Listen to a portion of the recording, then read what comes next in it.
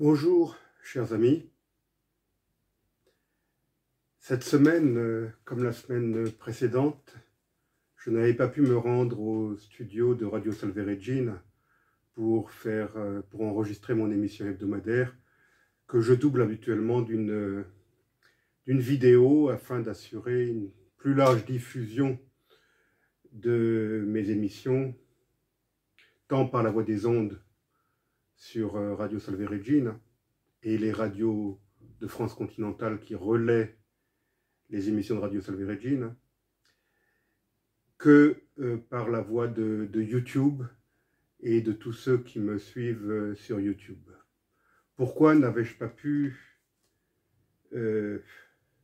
enregistrer cette émission à Radio Salve Regina? Tout simplement parce que j'étais Covid positif. Depuis, ça aurait fait 2 semaines demain. Et donc, pendant ces 2 semaines, je me suis confiné. J'ai tenté de mener à bien mes activités depuis chez moi, sans pouvoir toujours y parvenir. Et mes émissions de radio, je les ai enregistrées sur mon téléphone chez moi. Je les ai envoyées par WhatsApp à ma collègue et amie à Radio Salve Regina. Et malgré une qualité de son qui laissait peut-être un peu à désirer, malgré tout, ce sont ces enregistrements qui sont passés les 2 derniers jeudis aux heures habituelles à Radio Salve Regina.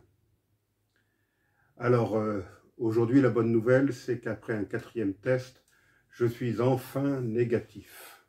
Je vais donc à nouveau pouvoir retrouver ma liberté de mouvement et surtout reprendre mes activités multiples, dont l'enregistrement habituel à Radio Salve Regina, mais j'ai également d'autres activités. J'enseigne, je mène tant bien que mal mes activités d'éditeur, et je vais donc pouvoir les reprendre mes tournées, reprendre mes déplacements. Alors, durant cette dernière émission qui n'est passée qu'à la radio, que j'avais enregistrée mercredi dernier, j'avais tenu à faire part à nos auditeurs de ma grande joie d'avoir reçu par la poste le matin même une enveloppe venant du Brésil, postée depuis la poste de Vilhena, une petite ville de l'état de Rondônia, au nord-ouest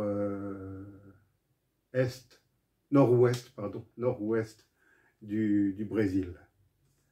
Alors Vilhena, c'est la ville la plus proche du petit village du peuple autochtone Enawenenauê, qui lui se trouve dans la forêt dans l'état de Mato Grosso du Nord. Mais Vilhena est la ville la plus proche et la plus accessible. On met environ 3 heures par la piste pour atteindre Vilhena. Et donc, l'enveloppe qui m'a été envoyée et que j'ai reçue mercredi avait été apportée par mes contacts Enawene à la poste de Vilhena et m'avait été envoyée. Alors, que contenait cette enveloppe?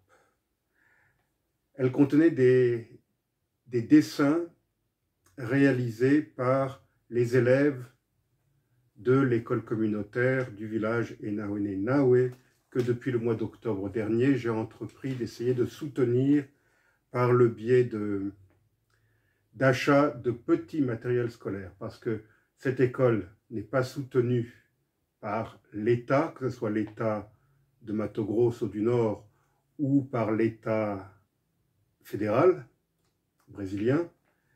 C'est une initiative des Enawenenauê eux-mêmes, et l'essentiel des professeurs, des enseignants, sont des enseignants volontaires issus du peuple Enawenenauê, qui ont bien sûr reçu une formation d'enseignants. Alors, que sont ces achats? C'est essentiellement donc du petit matériel scolaire. Jusqu'à présent, nous avons réussi, avec l'argent que j'ai pu récolter en Corse, mais pas seulement en Corse. J'ai créé une cagnotte en ligne, donc les dons sont venus d'un peu partout. Une cagnotte sur Litchi, j'en parlerai tout à l'heure. Et cet argent a permis d'acheter des cahiers, d'acheter des stylos, des crayons de couleur, des gommes, des livres, des tableaux blancs.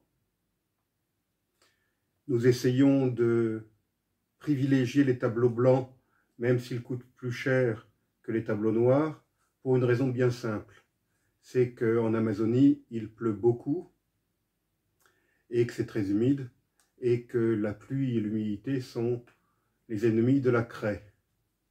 La craie est très difficile à conserver, elle se transforme en magma, en pâte. Et donc, même si ça coûte un peu plus cher, j'ai tenté d'acheter des tableaux blancs et bien sûr les feutres qui vont avec, les feutres et les effaceurs, les tampons effaceurs. Nous avons également acheté des caisses en plastique étanche pour pouvoir conserver les cahiers et les papiers à l'abri de l'humidité, à l'abri de la pluie. Parce que au village de Nawe, il n'y a pas de construction en dur, il n'y a pas de toit étanche, enfin vraiment étanche. Les gens vivent dans des malokas, ces immenses huttes collectives dans lesquelles vivent plusieurs familles du même clan. Et les cours sont donnés sous des abris, eux aussi en paillotte, certains recouverts de bâches en plastique, mais ouverts à tout vent. Et quand je dis à tout vent, c'est à toute pluie également. Et que souvent, d'ailleurs, la pluie interrompt les cours, car il est très difficile de travailler quand l'eau coule partout et quand en plus la pluie torrentielle en tombant fait un bruit énorme.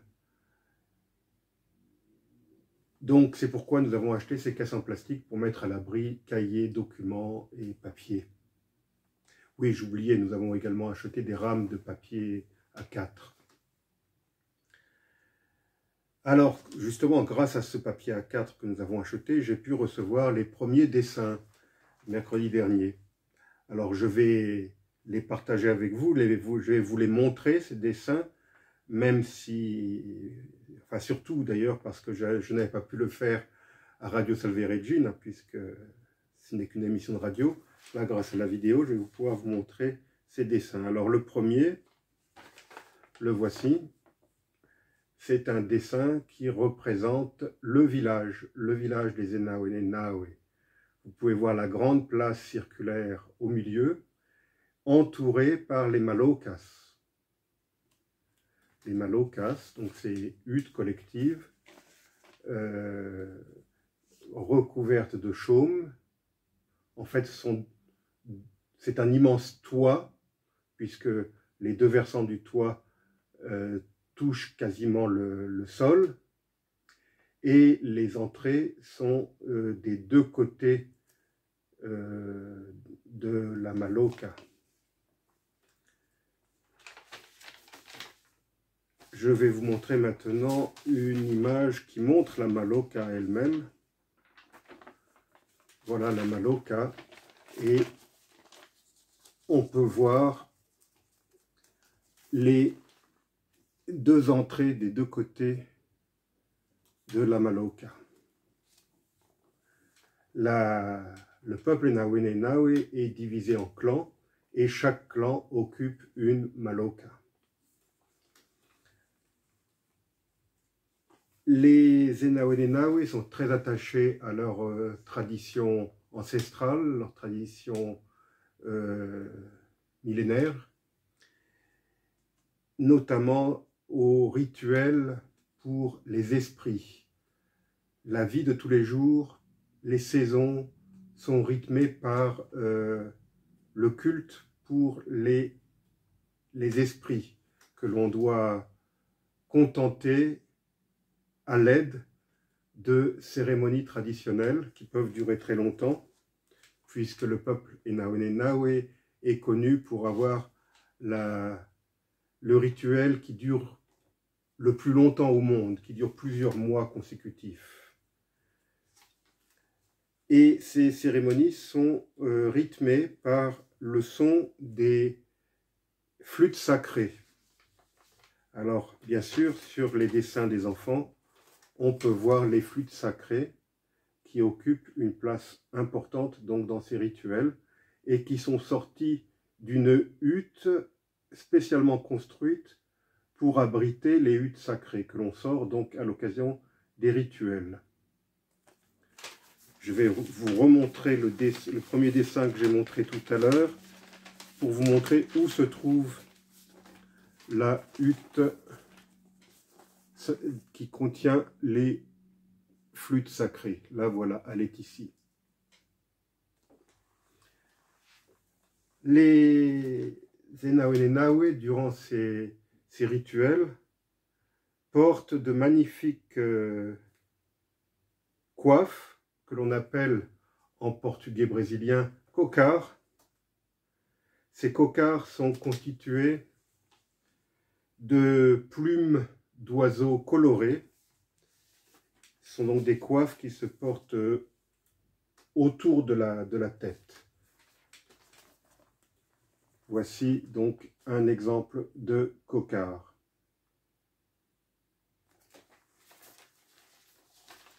Et j'en ai un autre exemple. Voilà encore un cocar.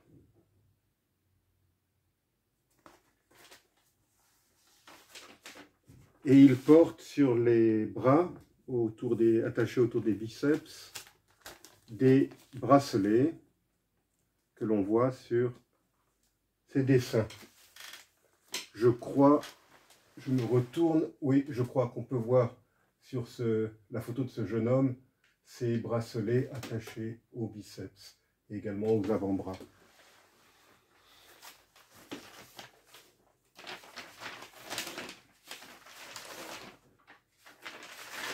Je reviens au dessin du village qui constitue en fait un véritable plan, puisque on voit non seulement les malokas, la maison des flûtes sacrées, mais on voit aussi les arbres tout autour, donc les arbres de la forêt, et la rivière, avec le chemin qui va à la rivière. Donc là, vous avez réuni sur ce dessin tous les éléments qui font la vie quotidienne des Enaonenawe. Le village,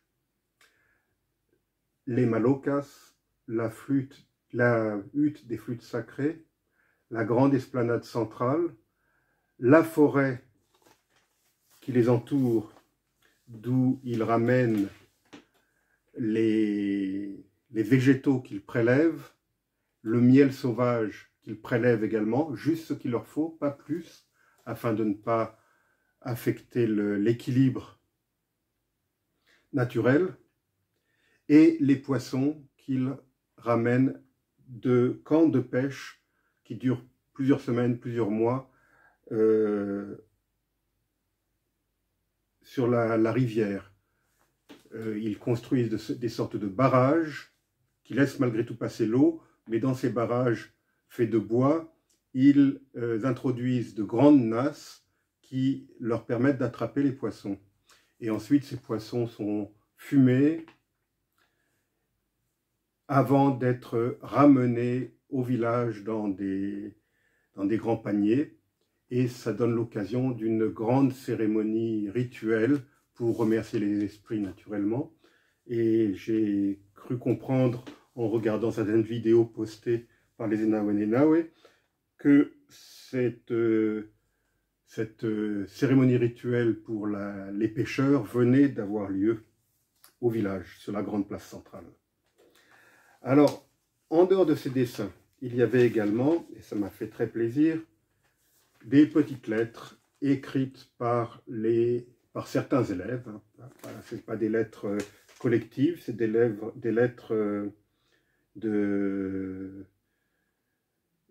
d'élèves. Là, je vois, c'est signé Chaldare. Alors, qu'est-ce qu'elle dit, cette lettre? Monsieur Hervé, moi et nos élèves, nous vous apprécions beaucoup.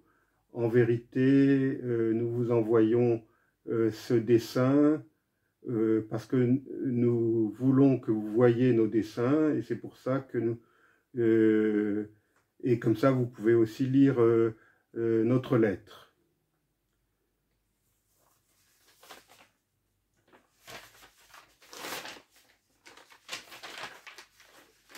Une autre lettre, là en dessous, les flûtes.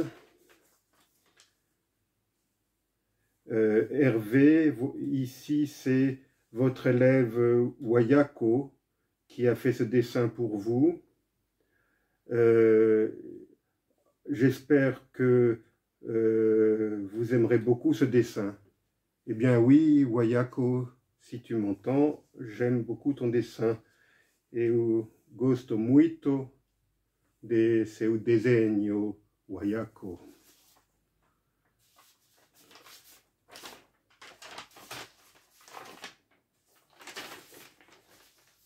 Voilà encore une petite lettre en dessous du cocard. Cher Hervé, mon dessin est ici pour que vous puissiez le voir maintenant. C'est mon dessin et avec notre groupe, nous vous l'envoyons pour vous.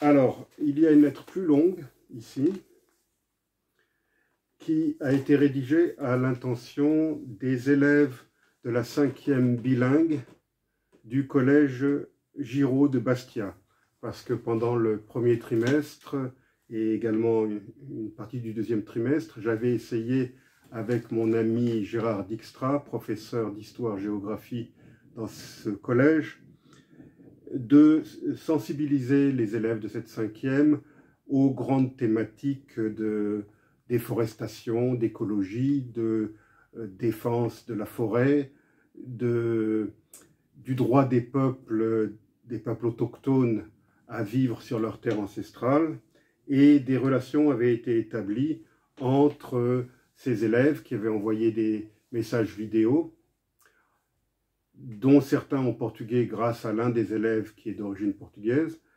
On avait envoyé donc ces messages vidéo par WhatsApp, et les élèves là-bas dans le village de Naouéné avaient pu les voir. Alors que dit cette lettre pour les élèves? Cette lettre est pour les élèves de votre ami Gérard, et pour les élèves de votre ami Gérard. Bonjour les élèves, nous espérons que vous allez apprécier notre message. Je sais que vous connaissez bien nos réalités, mais tout va bien. Notre professeur Hervé m'a envoyé plusieurs photos grâce au téléphone. C'est pour cela que les gens savent déjà que vous êtes des élèves de Gérard. Nous vous remercions beaucoup. Nous savons déjà beaucoup à votre sujet, et les gens ici parlent toujours de vous. Ici même au Brésil. Nous vivons dans l'état de Mato Grosso, et c'est signé par l'un des élèves. Voilà. Donc cette lettre, eh bien, et ce qui accompagne le dessin de la Maloca, je vais pouvoir le remettre à Gérard et à ses élèves aussitôt après la rentrée scolaire, puisque ce sont les vacances de Pâques en ce moment. Alors, tout ça m'amène à revenir au sujet de la cagnotte Litchi. J'ai créé il y a plusieurs mois une cagnotte qui s'intitule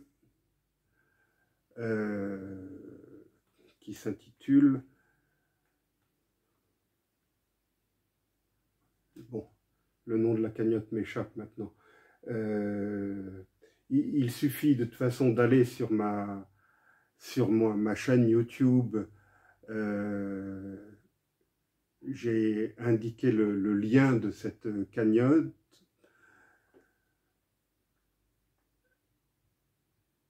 Une école pour les enfants Enawene Nawe. Voilà, c'est ça le nom de la cagnotte. Une école pour les enfants Enawene Nawe. Donc vous tapez ça sur votre moteur de recherche et vous allez tomber sur litchi.com et la cagnotte que j'ai créée il y a plusieurs mois. Alors au total, cette cagnotte a déjà reçu plus de 900 €, mais la plus grande partie de cet argent a déjà été dépensé, envoyé là-bas et dépensé, parce que bien sûr, les achats, nous les effectuons à Vilhena. On ne va pas acheter du matériel ici qui risque de n'arriver jamais et qui risque aussi d'être taxé à l'arrivée au Brésil. Donc autant faire marcher un peu l'économie brésilienne. Et donc tous les achats sont faits à Vilhena et ensuite transportés au village. Et je travaille en partenariat avec plusieurs de mes amis, des gens qui sont devenus mes amis Enawene Nawe, dont ce jeune homme qui est en photo ici, qui s'appelle Iho Lalare, qui aime bien se faire appeler Wesley, et qui lui-même enseigne dans cette école. Il a 19 ans, c'est un jeune homme très dynamique, très impatient. Je suis sans doute trop lent à son goût. Il aimerait que les choses bougent plus vite et je suis toujours en train de lui demander d'être patient et de lui dire que le monde ne s'est pas fait en un jour et que c'est pas facile de convaincre les gens autour de moi de donner de l'argent. Donc c'est ce que je fais encore une fois avec cette vidéo, s'il vous plaît.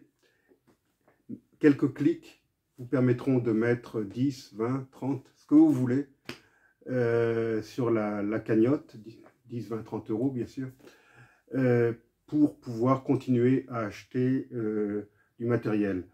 Dans une de mes précédentes vidéos, dont je n'étais pas l'auteur, qui m'avait été envoyée par ce jeune homme, on voyait deux élèves qui montraient désespérément que leur cahier dont ils tournaient les pages était déjà rempli. Donc, ils ont besoin de nouveaux cahiers. C'est un processus continu. Les cahiers se remplissent et il faut donc en acheter régulièrement de nouveaux. Alors, je suis en contact avec une papeterie, la principale papeterie, la papeterie centrale de Vilhena. Je leur ai promis que j'allais leur faire un virement très rapidement pour qu'ils puissent livrer des cahiers et d'autres petits matériels à Iho Lalare pour pouvoir les ramener au village. Alors s'il vous plaît, pensez à mettre quelques petits sous. Je ne demande pas des milliers d'euros, je demande quelques dizaines d'euros pour me permettre de faire une commande plus importante à cette papeterie de Vilhena. Une école pour les enfants Enawene Nawe. Voilà, chers amis, ce que je voulais vous dire. Ah oui, j'ai oublié de vous présenter ce garçon, Shaolise, qui est un de nos élèves dans cette école communautaire. Merci, chers amis, pour votre attention et je compte sur vous pour m'aider à continuer à mener à bien ce petit projet solidaire pour permettre aux enfants d'un peuple autochtone d'aller à l'école comme tous les enfants du monde. Merci et à bientôt sur RVTV.